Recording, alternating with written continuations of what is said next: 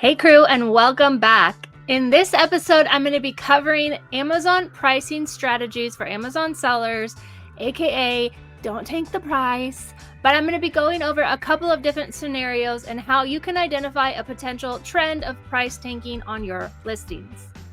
Hi, and welcome to Your Selling Podcast. I'm your host, Nikki Kirk, aka Your Selling Guide. I'm a small town girl who took a big risk and quit a steady corporate desk job to travel the US in an RV.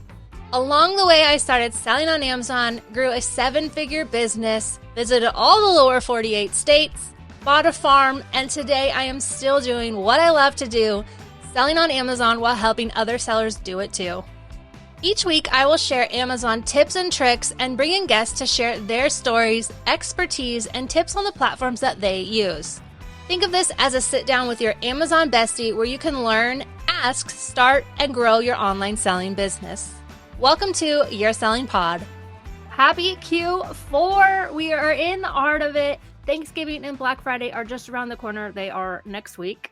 And so because of that, we'll have a week off of the podcast next week, but I will be back the following week with a new guest who I am very excited for you to hear from. Because we are close to Thanksgiving and Black Friday, this is when everything gets really good on Amazon. Now, I know because we're already pretty much halfway through Q4 and you're probably thinking, wait a second, where's all this buzz that I heard about? It's not yet here. We're so close, but it's just not here yet. It's literally next week. It gets really good. If your sales are struggling, don't worry, keep holding out and don't freak out and tank the price. This is something that happens a lot during Q4 or any kind of holiday specifically, but there's a lot of holidays during Q4. And so it does happen a lot. So I'll break down that freak out and hopefully help you not freak out more in this episode. If you are not on my text insider or my email list, be sure to sign up because I have something exciting happening next week. You can text me at 503-461-5985. Or you can sign up for my email list. You'll hear about it either way. You can go to yoursellingguide.com/giveaway to sign up for my email list. It's a giveaway because I give away a free packet when you sign up to join my email list. It's got a whole bunch of goodies. It's got cheat sheets for retail arbitrage. It's got rank guidelines and more. One last housekeeping note is that I have absolutely loved doing this podcast this year. We are about to wrap up season 1, and I would love to chat with you in season 2. If you sell on Amazon or you know someone who sells on Amazon or honestly any selling platform, whether it's Etsy, Mercari, Poshmark, eBay, Walmart, I would love to talk to you and hear your story. Chatting with other Amazon sellers is the absolute best. It's a great way to learn, and I just love to hear how people come into selling on Amazon, and more than that, how they are crushing it. So if you are new, if you're just starting out, or you've been selling for years, I would love to chat with you. Email me at podcast@yoursellingguide.com, and I want to share your story in the new year. Okay, so now if you're selling on Amazon, I'm sure you're just like me and you have bought something that makes amazing profit. You can't believe you just found that item. You send it in, and suddenly a Tommy or Tammy Tanks a Lot comes along and just tanks the price for really no reason at all. You can't discern, doesn't make any sense why these people don't want to make money. Yeah, it happens all the time on Amazon. I hate to say that it's been getting a little worse in the last year or two. And unfortunately, it's not going to go anywhere. But there are things that you can do to help protect yourself and identify those trends beforehand. So that's what I'm going to walk through in this episode. It really is like a before and then what happens after you've sent your item. So before while you're sourcing, and then after when you've already sent it in, now what? So you may have heard me say this before if you've seen any of my YouTube videos over at Nikki Kirk, is that I always look for a minimum profit of $5. The reason is that buffer room. I know the price is going to drop. So if I buffer in $5 profit, 50% ROI, I know that if the price comes down, I'm still going to be making some money on it. So that's the reason I have it. Truly, that is the reason. You can go to Dollar Tree and you can probably find some stuff for $1 or $1.25 now that makes $2 or $1. But at the end of the day, if that price starts to slide even a little bit, now you're just flipping stuff to get your money back. And who wants to do that? Hopefully you're in this business to actually make money just like I am. And so that doesn't make any sense to me. So that is why I have my $5 rule, is to protect myself and have that buffer room.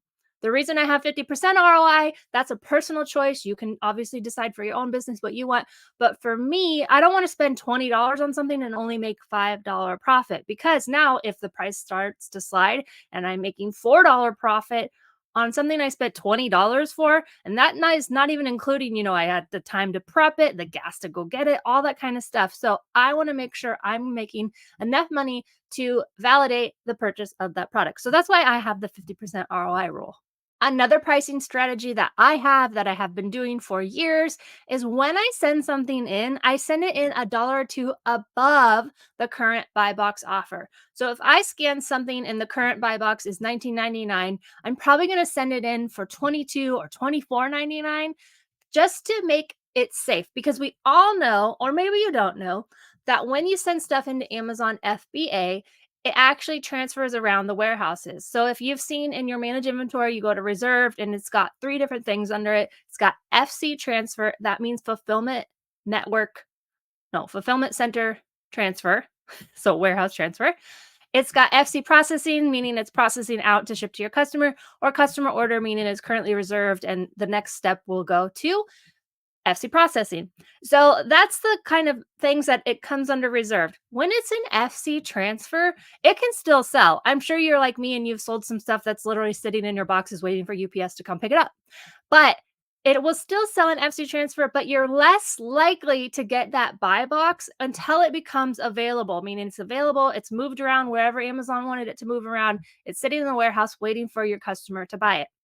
When it's available, that's when I really start to look at pricing closer, or when I turn on a repricer. And I'll get into that in a little bit. But just make sure you're not freaking out trying to match pricing when your item is not necessarily available, because another seller who has their stock available is way more likely to win the buy box. So, again, if you're looking at pricing and you're looking at your item and you see on Amazon that there's another seller who's selling it for $17.99, but they're not going to get it until, close to Christmas time, but yours is available for $22.99 and they can get it right now, that means they're going to buy from you. You don't have to lower it to $17.99. Your item's going to get to them in time. This is really important to look at for Q4 specifically. Because if you just go matching prices, customers are wanting their items fast, free shipping ideally. That's what they want. You can charge for shipping. I know I do, but I'm just saying they want fast, free shipping. And that is who Amazon is going to award the buy box to, because they want their customers happy. So right now on Amazon, it will start to say arrives before Christmas or does not arrive before Christmas. If you are price matching another seller who's tanking the price that says it's not going to arrive by Christmas, guess what? They're probably not going to win that buy box anyways. So that's why, okay, all that to say, I send my products in a little bit higher just to add extra room in case those low ballers sell out and the price goes up. You never know what happened. So just to be safe, I send my stuff in a couple of dollars higher than the featured offer or buy box. Okay, now number 3 thing to look for before you buy, and this is so crucial. Where did you get it? How easy was the listing to find? Things at Ollie's and Walmart are tanking far faster than things that you can find at Meijer, things you can find at Grocery Outlet, things you can find at H-E-B, because those are smaller chains. There's less sellers easily finding them. So if you find it at Walmart, grabbed it off the shelf and scanned it, came up, that item is highly likely to start coming down in price. You can see the trends in price by looking at the other sellers on the listing. You'll see $19.99, $19.98, $19.95, $19.94, $19.90. I could just keep going, but you'll see that price tanking starting to happen. That is not going to end just because you bought it and priced it higher. That price tanking is very likely going to continue to happen. Now, those sellers will sell out, but if other sellers continue to tank the price, it's just going to keep happening. So where you found it and how widely available it is, how easy the listing was. If you had to search for that listing, if you had to look at the front, scan the front like a photo, if you had to do more work to find the listing, it's a little bit safer from price tanking. Now, price tanking does not happen in a vacuum. It is not a solo show. It takes multiple sellers to tank the price. One seller can tank the price, they will sell, and they will sell out. And then the other sellers who did not tank the price, who held their price, will sell the item for what it was selling for before. So just know that, like, it takes participation from multiple sellers to tank the price. I just always like to say that because it can't just happen on a solo seller. Other things to consider when you are sourcing your item, make sure that you scan it and keep it as well. Did you just happen to find it when it was a really high price? And then Amazon's going to come back on the listing, or it's normally selling for less. All those can indicate that the price is going to come down. Amazon's always going to sell stuff. Well, not always. Sometimes they're more expensive, which is kind of funny. But usually, if Amazon's selling it, it's at a really good price for the customer. And so that means we are less likely to be able to sell it with them. So you want to know if Amazon was selling it. Now you can use Keepa and you scroll over to buy box statistics to see if Amazon shares the buy box. If Amazon wins the buy box 100% of the time, they're not sharing it. They win it 98% of the time, they share it 2%. So you could try and list it. I know I listed some stuff just last week and they all sold, and Amazon shares the buy box 5% of the time. I don't know why they all sold, but hey, I'm going to go get more tomorrow when I go sourcing.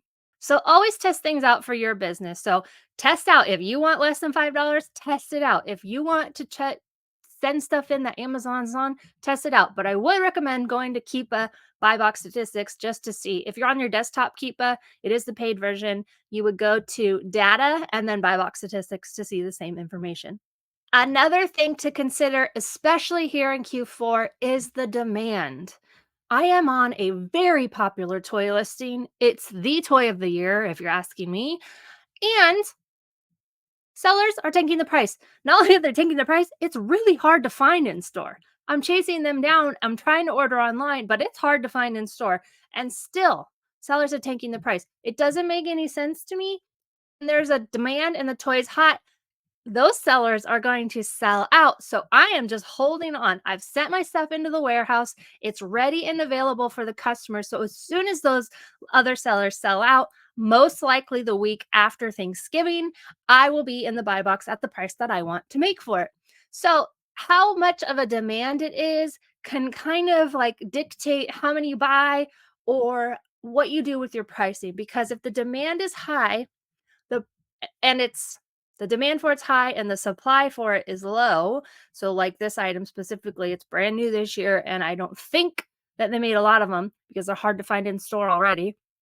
That means that that item is going to go up in price, even though it's slightly going down right now because sellers are starting to freak out already, but I'll get into that in part 2.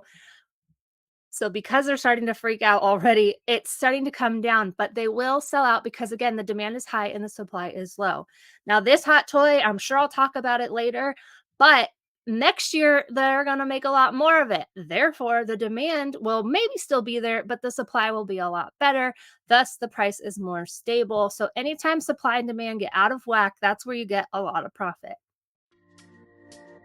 Q4 is here. It is the best time of the year as an Amazon seller, but if you don't know what's going on with your profits, your money, your business, do you really know if that business and product is making any money? This is why I love Sellerboard and why I've partnered with them on the Your Selling podcast. Sellerboard truly is the best way for an Amazon seller to see their true business, how much profit you're making on a product, and better yet, why I love it, it forecasts out your total sales for the month. And you can see by quarter, by month, or by the entire year how much money your items are making you. We all know different things come up in Amazon business, from returns to various Amazon fees. All of it is broken down in Sellerboard because, like I've said, if you don't know your business numbers, you don't know what's going on.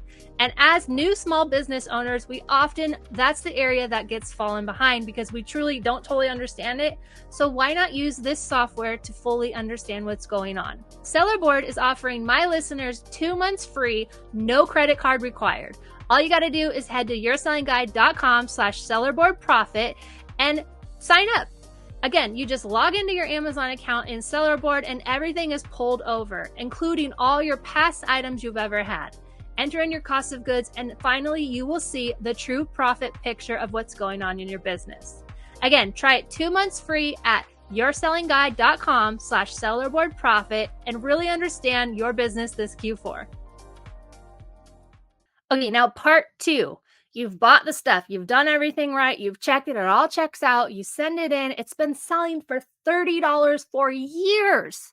And all of a sudden, Tammy or Tommy, Tank-A-Lot, come along. Now, you can wait them out, and I would recommend waiting them out as long as you're comfortable with waiting them out. So if you have Keep a Crumb extension, it tells you on Amazon how many that those sellers have.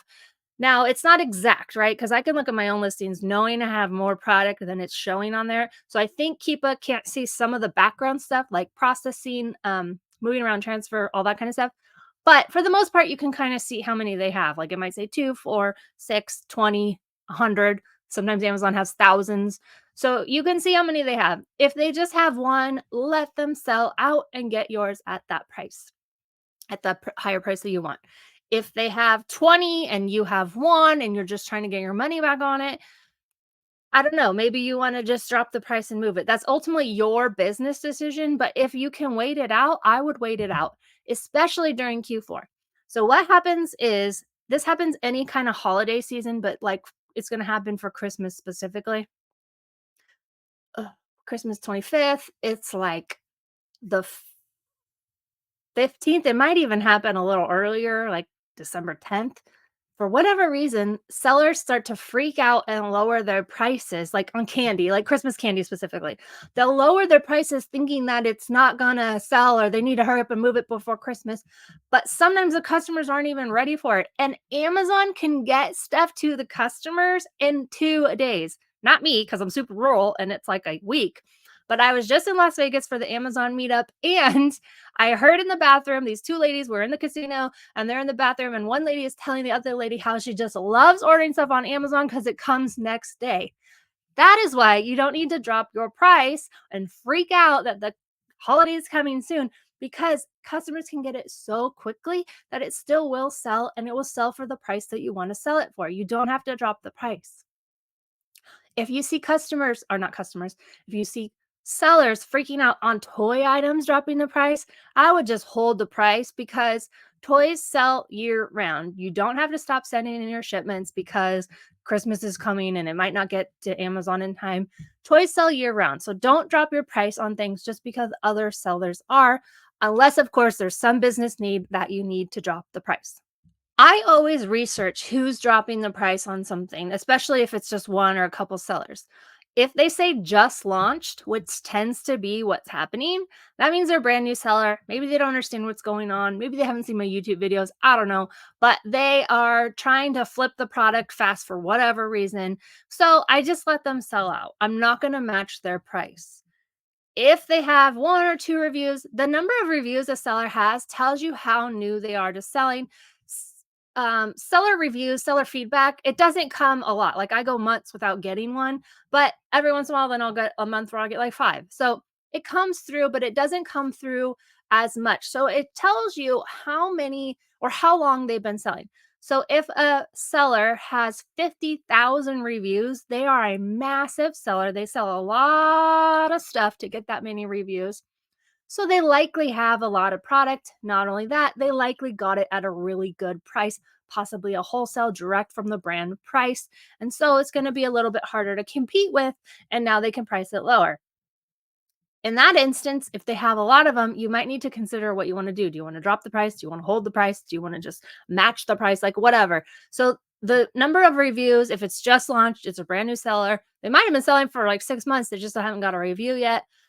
And if they have a couple, just a handful of reviews, they're pretty new. So you can treat them as such. Maybe they don't know exactly what they're doing yet. Or when they get those emails from Amazon telling you need to lower your buy box or you're not buy box eligible, ignore those emails.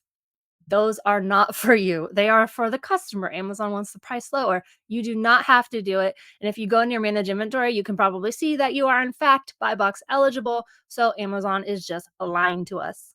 Other possibilities with sellers who have lowered their price and why you might not want to just match them is they might have made a mistake, or they have something on replan. So like I know I have Inventory Lab and it will just pull an old listing.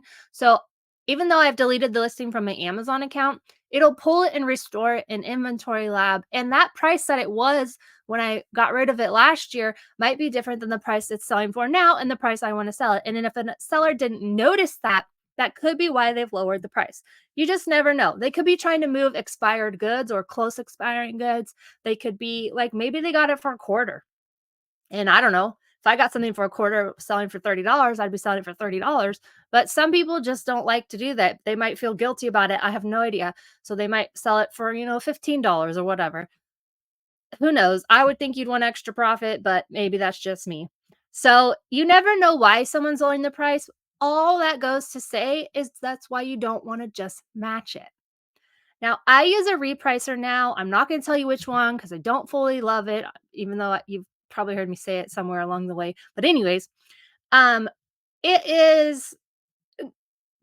I got it to save time, and it's ended up costing me more time. And the reason I say that is because, say, I needed to get rid of some bad buys, which this just happened last week. I needed to get rid of some bad buys from earlier in the year that I still have, and I wanted to drop the price just to move through them. I now have to do that two places because if I just drop the price in Amazon, my repricer is going to raise it back up.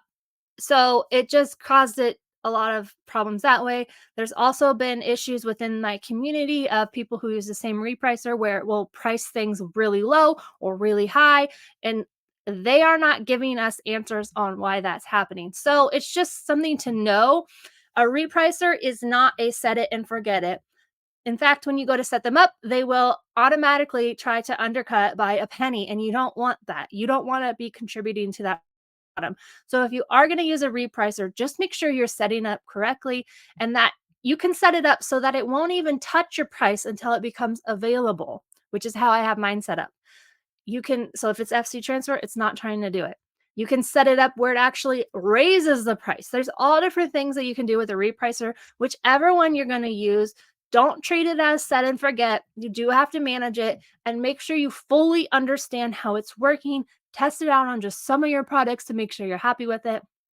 I bought a year of mine. I signed up for a year because you save money. Thought I was going to use it. If I had only signed up for the month to month, I would not be using it anymore. So just something to consider. Now, with manual pricing, it's the same thing. When you're going through your managed inventory, you don't have to do it every day. I would recommend watching it closely if possible around the Black Friday, Thanksgiving weekend. But you want to check. Don't just say, oh, I'm selling it for 19 and now 17.99 has the buy box. Like I was saying, check. When is that seller? Is it just one seller? How many do they have? When is it going to get to the customer? Because if it's not going to get to the customer in time, you're going to win the buy box. Now, something to note about your Amazon account when you're looking at it from your seller account. My seller account is obviously different from my customer account. My customer account has Prime. My seller account does not have Prime. So when I'm in my seller account and I click through on a listing, it is not showing me FBA offers as the first offers because I don't have Prime. And because of that, it's going to show the FBM offers more than the FBA. So it's something to keep in mind when you're looking at the pricing and you're thinking, what the heck? Or why am I not in the buy box when mine's FBA? It could be, if you're like me, where your seller account doesn't have Prime on it, it's going to show different buy boxes. I have a YouTube video, and I think I even did a podcast about how to win the buy box and what goes into it. That is one of the things that goes into it. If the customer does not have Prime and they have to order over a certain amount to get the free shipping, I think you can still get free shipping. Amazon's more likely going to show an FBM offer to those customers.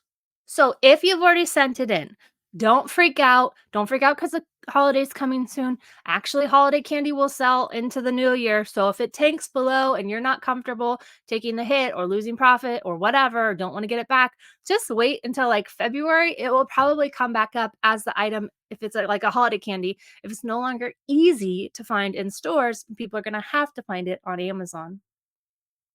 Don't just blindly match, and make sure your repricer is set up correctly. So there's a lot of things that you can do to protect your business in the whole price tanking and pricing strategies. And the main thing is to do as much research up front as you can. Test things out. If you think it's a hot item and you're probably going to tank in price, don't buy a lot of them. Don't tie up your money in a lot of them. Maybe you send half of them in FBA and hold the other half FBM so you can return if they don't check out. There's a lot of different things you can do, but mainly do not freak out if people start to tank the price ahead of the holiday because it always happens, but they will sell out because customers have been a little bit slower. I think it's sale fatigue, honestly. There's been there was like the Prime sale, and then there was another after Prime sale, and then there's all these different Circle Week and Target and Walmart and early Black Friday. Black Friday started like November 1st, I feel like, if not sooner. So everything's a little bit different and there's a little bit of sale fatigue, but at the end of the day, most people shop for Christmas last minute and they are not even thinking about buying stuff yet, but they are about to hit Amazon and they're about to hit it hard. So watch out for these last 4 to 5 weeks before Christmas are going to be amazing. And I can't wait to hear how your sales are doing. If you want to join me in the Bolo group, we are still there for Q4, hanging out, sharing Bolos and sharing hot leads. That toy item I talked about has already been shared in there. So you can check it out at yoursellingguide.com/bolo and join me there. Ask any questions. I would love to hear from you. Don't forget to sign up for my text. Again, the number is 503-461-5985. Shoot me a text. The link is in the show notes. If you're on your mobile app, you can just click it. It'll take you right to your messages app, and you can send me a text and you will be on the list. I hope you guys have the best Thanksgiving. And if you're going to go out sourcing for Black Friday, do have fun and be safe. And I will see you back next week for another episode. Happy sourcing.